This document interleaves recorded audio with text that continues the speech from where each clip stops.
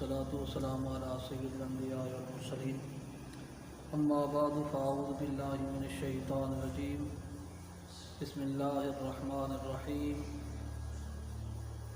آپ دیکھ رہے ہیں اسلامک آئی انفو۔ ہمارا ٹاپک اسلام کے بارے میں 100 سوال، اور آج سوال نمبر 27 ہے کہ شب بیداری کی حکمت کیا ہے۔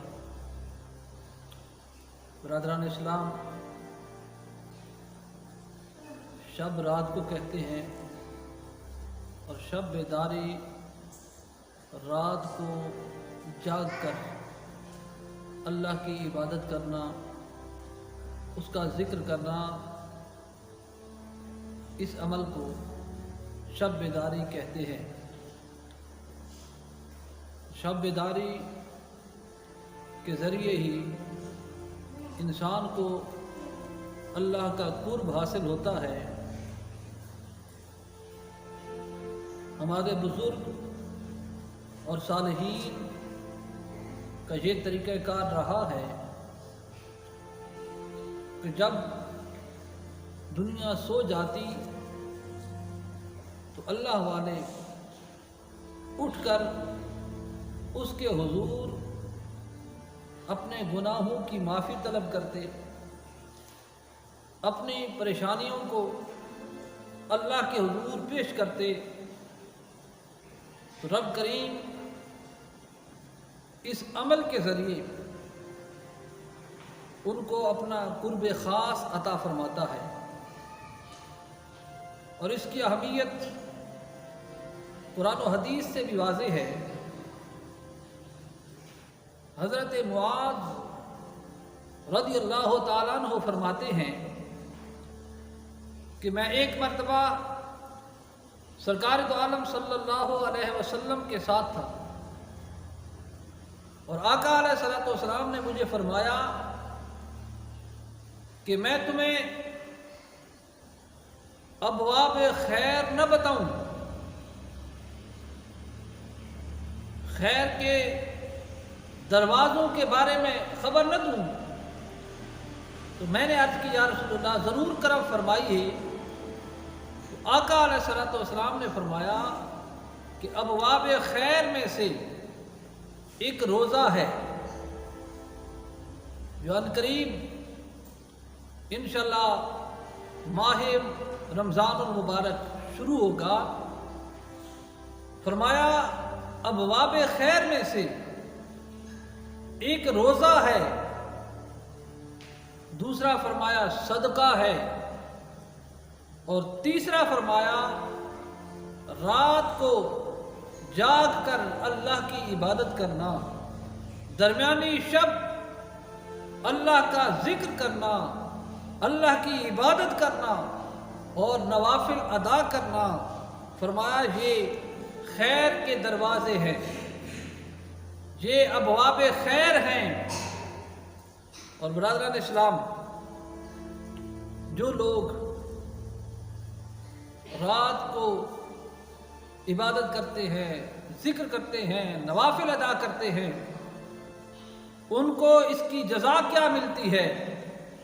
حدیث قدسی میں ہے، اور یاد رکھیں حدیث قدسی اللہ کا وہ کلام ہوتا ہے جس کا معنی اللہ کی طرف سے ہو اور الفاظ مصطفیٰ کریم کے ہوں، تو اس کو حدیث قدسی کہا جاتا ہے۔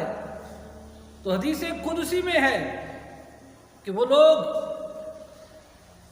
جو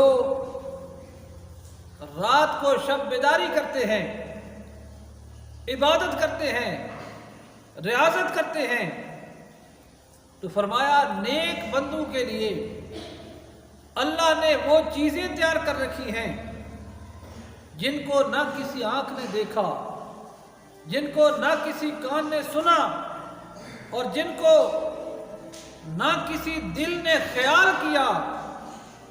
اور فرمایا یہ ان لوگوں کو نصیب ہوتا ہے جو تہجد گزار اور شب بیدار ہوتے ہیں۔ اور برادران اسلام، حضرت عبداللہ بن سلام فرماتے ہیں کہ جب نبی کریم علیہ الصلوۃ والسلام نے مکہ سے ہجرت فرما کے مدینہ المنورہ پہنچے تو مدینہ منورہ کے لوگ آقا علیہ الصلوۃ والسلام کی زیارت کے لیے، آقا علیہ الصلوۃ والسلام سے ملاقات کے لیے حاضر ہوتے تھے۔ تو عبداللہ بن سلام فرماتے ہیں کہ میں آقا علیہ الصلوۃ والسلام کی زیارت کے لیے ایک قافلے کے ساتھ آیا، کچھ لوگوں کے ساتھ آیا، تو سب سے پہلا کلام جو مصطفیٰ کریم علیہ الصلوۃ والسلام کی زبان نبوت سے میں نے سنا وہ یہ تھا کہ آقا علیہ الصلوۃ والسلام فرما رہے تھے، لوگوں آپس میں سلام کا رواج بناؤ، سلام کو عام کرو۔ اور قرآن کریم میں بھی اللہ پاک نے سلام کے بارے میں ارشاد فرمایا ہے کہ وَإِذَا حُيِّيتُم بِتَحِيَّةٍ فَحَيُّوا بِأَحْسَنَ مِنْهَا، کہ جب کوئی تم پر سلام کرے تو تم اس کے جواب میں اس سے بہتر جواب دو۔ یعنی کوئی کہے السلام علیکم تو تم کہو السلام وعلیکم السلام ورحمۃ اللہ۔ اگر کوئی کہے السلام علیکم ورحمۃ اللہ تو اس کے جواب میں وعلیکم السلام ورحمۃ اللہ وبرکاتہ کہو، یعنی سلام کا بہتر جواب دو۔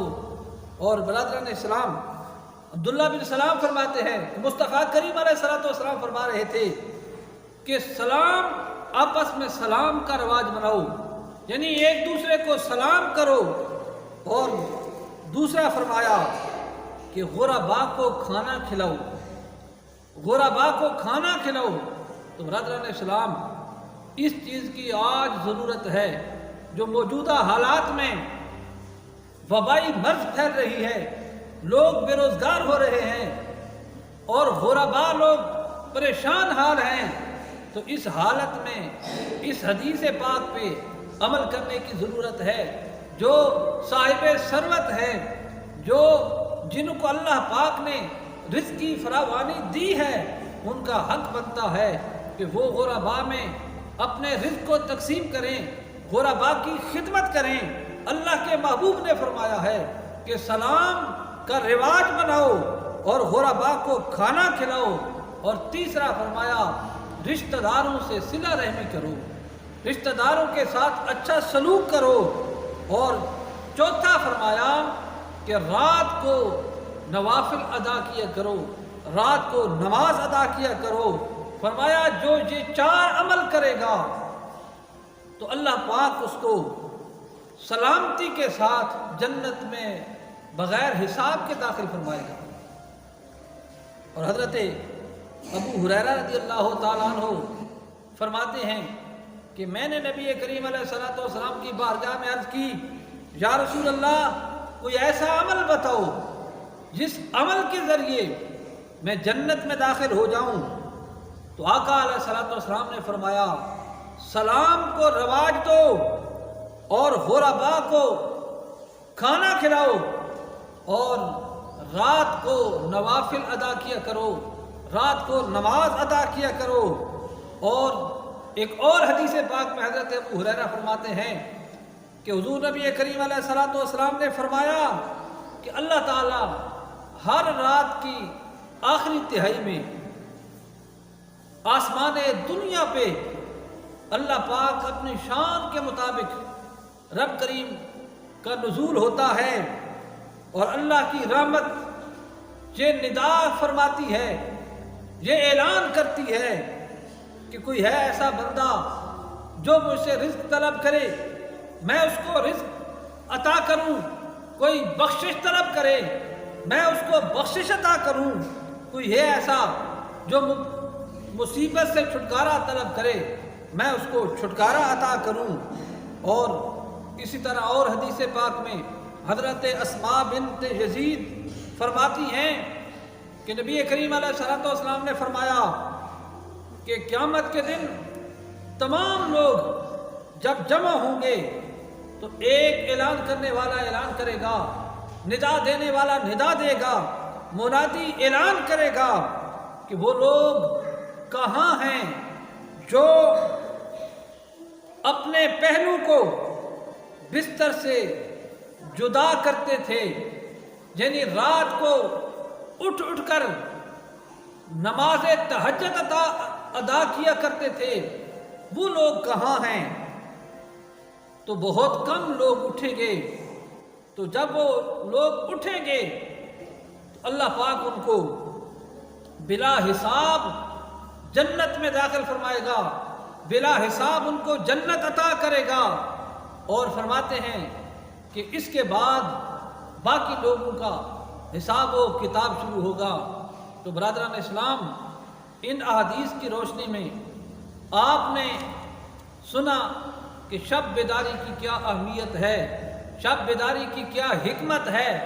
خود نبی کریم علیہ الصلوۃ والسلام رات کو دیر دیر تک نوافل ادا کیا کرتے تھے، رات کو اٹھ اٹھ کر اللہ کے محبوب نوافل ادا کرتے تھے، نماز تہجد ادا فرمایا کرتے تھے، اور صحابہ کرام کے دور میں بھی نماز تہجد کا باقاعدہ ایک رواج رہا ہے، نماز تہجد کا ایک باقاعدہ نظام رہا ہے، اور کئی بزرگوں کے دور میں بھی نماز تہجد کا باقاعدہ اذان اس کے لیے ہوتی تھی، ایک انتظام ہوتا تھا۔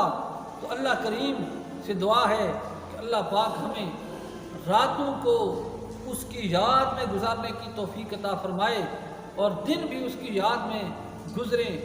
آمین ثم آمین وما علیہ الا